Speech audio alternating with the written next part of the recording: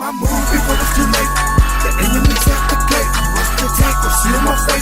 Want my head, but they'll have to wait. Cause I'm still hot, I'm still hot, I'm still hot, I'm still hot, I'm still hot, I'm still hot. They say it. The songs of the dog in the fight. It's the songs of the fighting the dog. Hello, my name is Michelle, and welcome to Impromptu Thoughts for West Coast Mesh Fighter. California dreaming, no, I'm set to win tonight.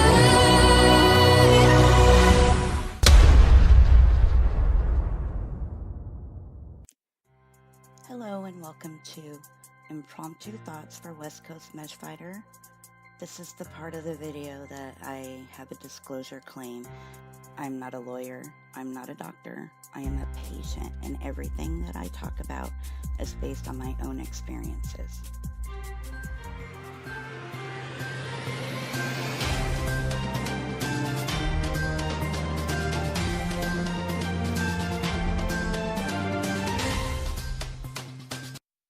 I've had dark times when you think there's only one way out of the pain. I'm suicidal, no social life, no intimacy.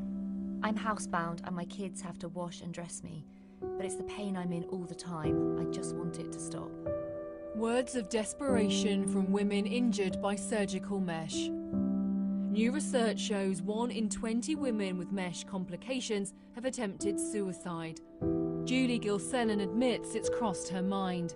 A paramedic and mother of 5, Julie had plastic mesh implanted to cure her mild urinary incontinence.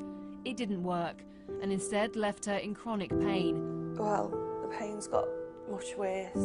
It's a dangerous operation to take the device out, but 18 months ago Julie took a chance that the procedure would get her life back to normal. It didn't. The damage had been done and her condition is now worse than ever. It's the pain that wakes me up in the morning.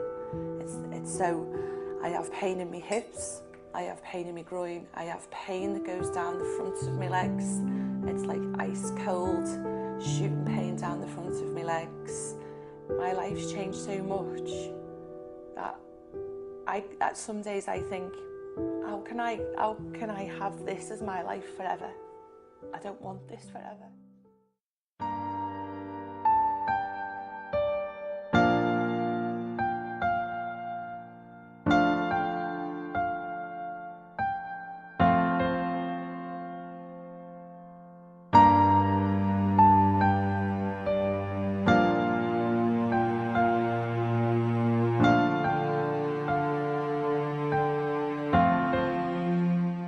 When I first went to my new pain management center, I kind of knew what resistance I may receive when I got there. And I brought my bag with me with my medical papers in it, and I did all of the paperwork that needed to be done. And I go in and I sit with the doctor, and he basically, even then, which was not that long ago, looked at me and said, "You're having a go at me, aren't you?" And I looked at him confused. I said, "What are you talking about?" And he said, "If you were in that much pain, how'd you get out of bed today?" And started questioning me like I was under an interrogation. And probably earlier on, I would have flipped out, and the stress of it all and the anxiety of it all would have consumed me in that moment. But I actually sat back very politely and said, "I can appreciate where you're coming from. So if you need to request my records from my doctors, I would be more than happy to sign off on anything that you need." And walked out of there with no pain medication, because I kind of knew going in that on the very first visit they're not going to do it. And I was with a pain management doctor 6 months before that, and she was only practicing, and she could only help me for roughly 6 months because she was getting ready to retire. And that doctor had given me time-released morphine. She saw my records, she saw the pain that I was in, and she treated me, and she retired. So that was hard, because I finally had found a pain management doctor that was listening to me and understood what I was going through. It wasn't until I got to this new pain management doctor that it was no longer like a private doctor setting. It was like a sports center. When you walk in, it's like you're going to the ER. There's a lot of people sitting in the waiting room. There's a TV up on the wall with, Dr. Phil or Channel 3 or something like that. It was just I could tell that I was in a place that was probably overcrowded with patients.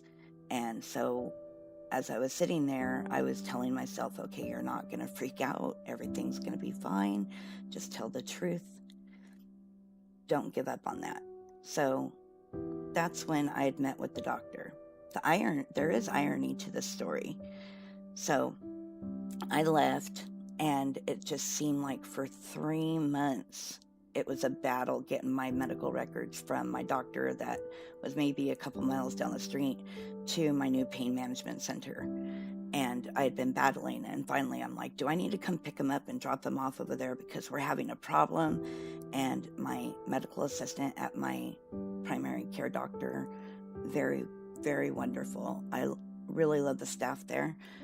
She made sure it got done within a week. And so when I went in for my next visit, I saw the doctor. It was a different doctor. So like every time I went in, it was a different doctor. But she went ahead and said, she looked right at me. She goes, yes, we have your records. You're getting Norco. Okay, I'll give you 2 months. See you in 2 months. And walks out.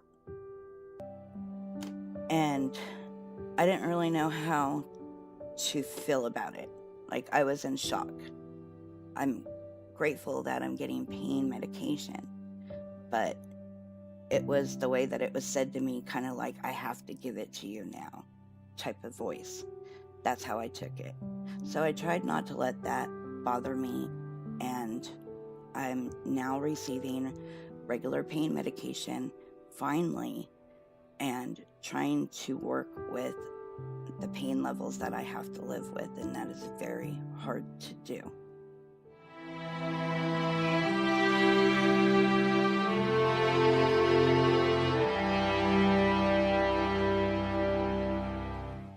You tell me it gets better in time. You say I pull myself together, pull it together, you'll be fine. Tell me, what the hell do you know? What do you know? Tell me, how the hell could you know? How could you know? Till it happens to you, you don't know how it feels. How it feels. Till it happens to you, you won't know. It won't be real. No, it won't be real. Won't know how it feels.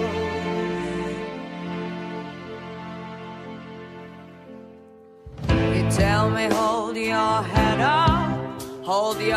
up, and be strong. 'Cause when you fall, you gotta get up and move